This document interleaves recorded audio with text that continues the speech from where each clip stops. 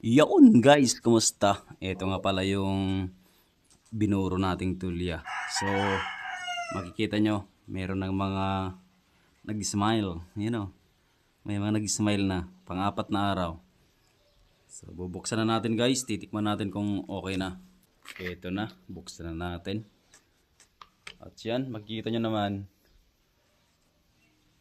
may mga nakaano na, may mga nakangiti. Yan o. Pero ang dami pa rin asin sa ibabaw.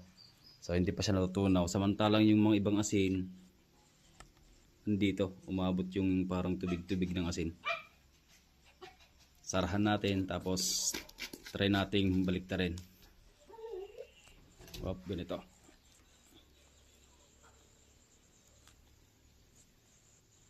Ayan o.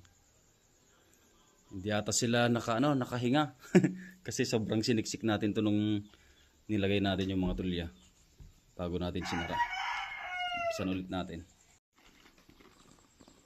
Oh, sheesh.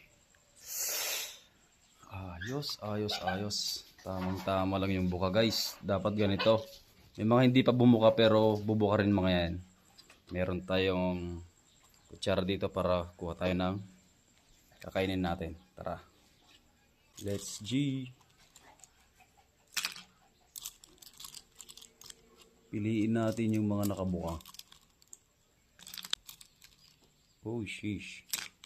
Saka natin syempre titikman. Eto na guys, yung nailabas natin, mga bumuka.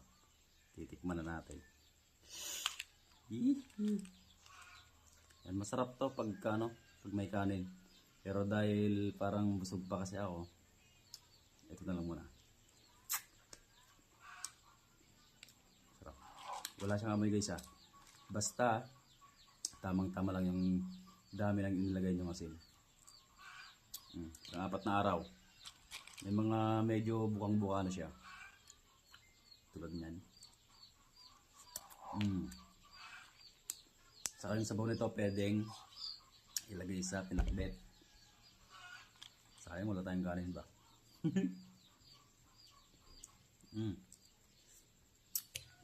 Ewan ko kung gaano katagal bago ito masira, pero huwag nyo lang antayin masira. Huwag nyo lang masyadong patagalin ba. Masarap tong papakin ba. Parang luto talaga siya. Sarap. Pwede mong kurutin yung laman. Tulad na ito. Pagka ayaw mong kagatin.